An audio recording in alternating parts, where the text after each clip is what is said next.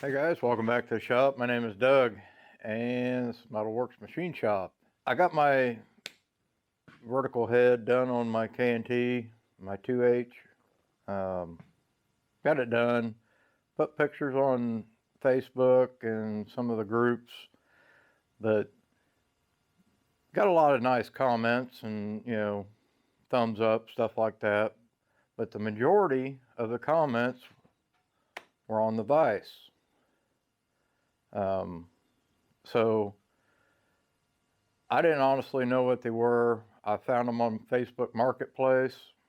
I gave $75 a piece for them. I had no clue what they were.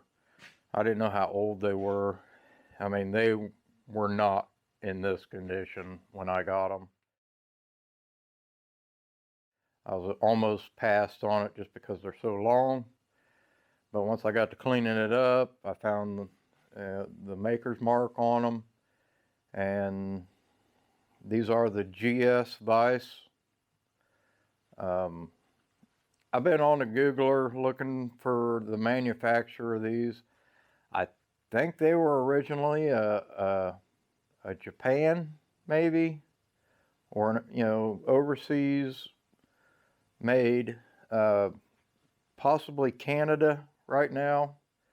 Everything, there's a company that has the GS, but they only go by the G logo, and it's an identical vise. I'll put a link below to that video.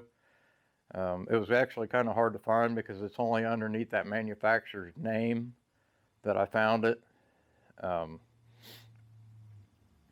But these are a Kurt killer. I mean, these do not even compare to the Kurt vise. I'll show you. I got video where I tore these apart. I took them to work and put them in the dishwasher and got everything cleaned up, got all the crap cooked off of them. And then when I got them home, I reground all the unimportant surfaces, like the tops here, tops and sides, got all reground because they were pretty rusty.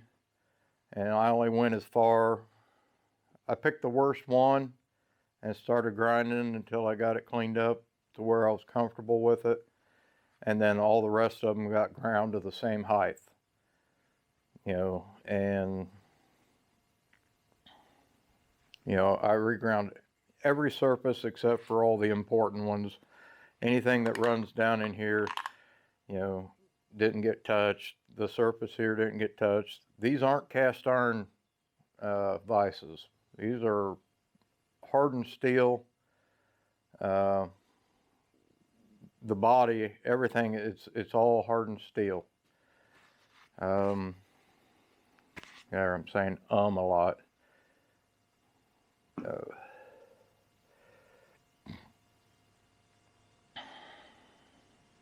Well, I'll basically bring you in here and I'll kind of show you, go through it real quick, but I think I describe it when I'm assembling this vise, what makes it, to me and many others, according to the Facebook replies, this is a much better vise than a Kurt vise, or any vise that pulls down on one side of the jaw. They call this the GS 7x12 precision machine vise. Plain. It's called a plain. GS plain 7x12. Just from what I'm reading, the vise itself, without the base, is a plain, and then with the base, kind of makes it universal. It will also stand up on its end, kind of like, can go in a CNC machine, get fastened to a tombstone, stuff like that. So this will go vertical. Yeah, the Kurt base will only swivel in one, just around in a circle. This, you can adjust it. It does have a lock pin in here to bring it back to 90, but I mean, this thing will come all the way around and go any which way you want it to. It'll slide in and out off the vise. You know, okay, now for the jawls. Both of these jawls are setting on springs. They're real tough springs, and you know, they're bolted through the back, you know, and then the fastener just goes into it and holds it to a certain tension. The way the tapers are on the jawls, and underneath here there's springs that are about maybe 5/16, 3/8 in diameter. Pretty heavy, strong springs. They're setting up in the holes. They're in the underneath the jawls, and then they're setting on this base here. So the fasteners are basically holding it in. So whenever you tighten this thing up, both of these jawls are going to follow this taper and go down and pull the work down. So I have to lean on it,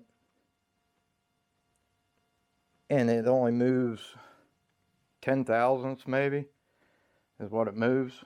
So once you get your work in there and cinch it down, and then you tap as you tighten, and, you know, the jaws go down, pull the work and hold it.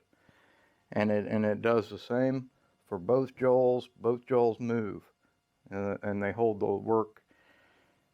And yesterday I took a pretty big cut for what I feel is a big cut for me, you know, on a mill, on this mill.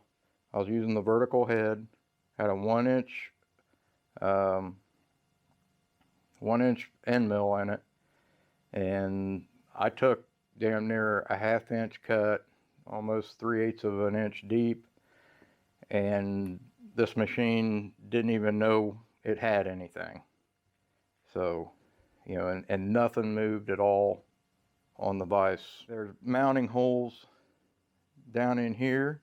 There's one, there's one, there's one, and there's one. And all the rest of these are for the ball detent that is underneath this screw. These vices are nice. They are reproduced. There's cheaper companies that are making these cheaper.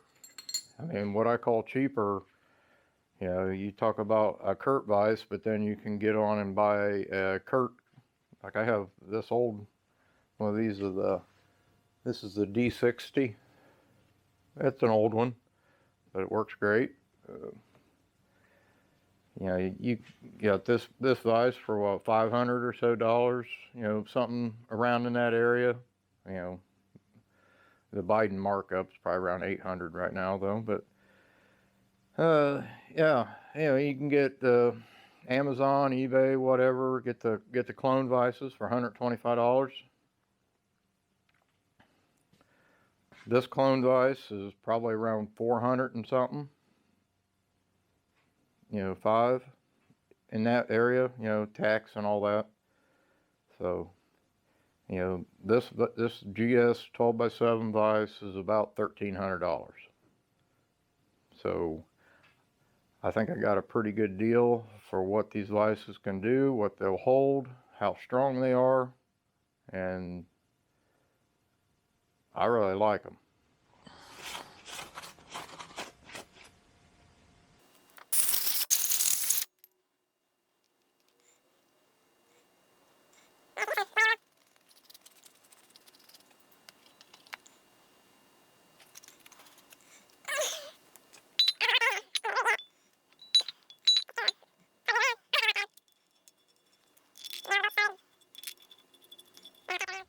The jaws,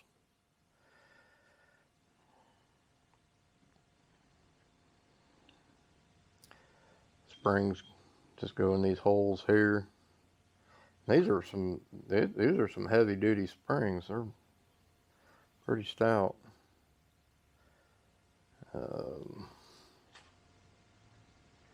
It's kind of, you just got to set the springs there on that base there, and then slide it up in. And see, it's sticking up 3/8 of an inch or better. And you got to put your bolts in. Then you got to push down on the jaw.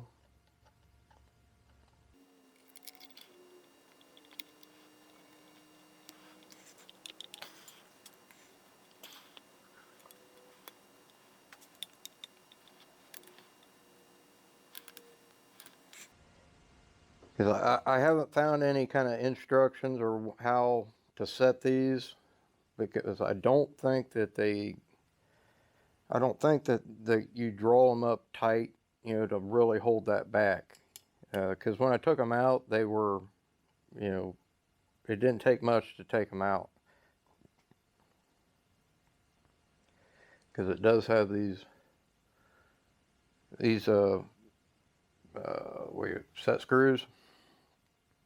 They go down in the top hole, and it goes down against the screw that's in here holding the jaw. So it probably just keeps them from turning. And basically do the same thing with the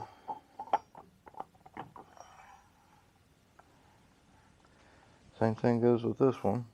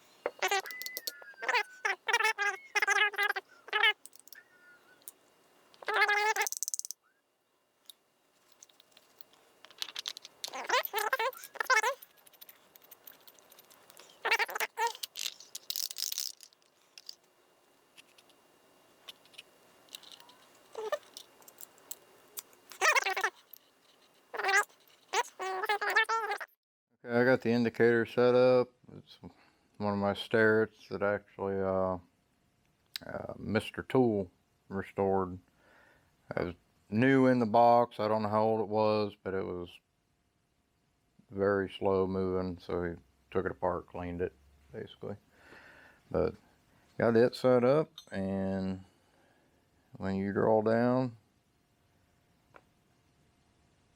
the jaws move about 15 thousandths down,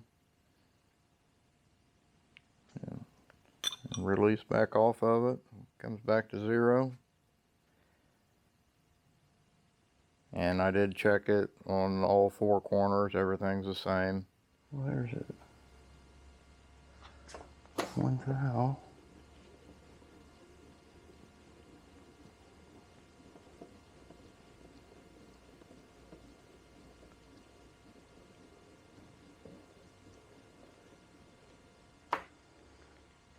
My jaws could have a dip in it too, a little bit.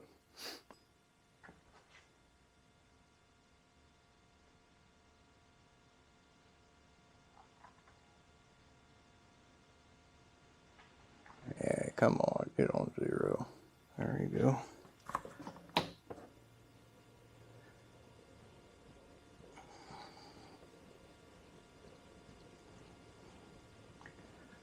I think we're good. For anything I ever do around here. Alright guys, that's it for this video.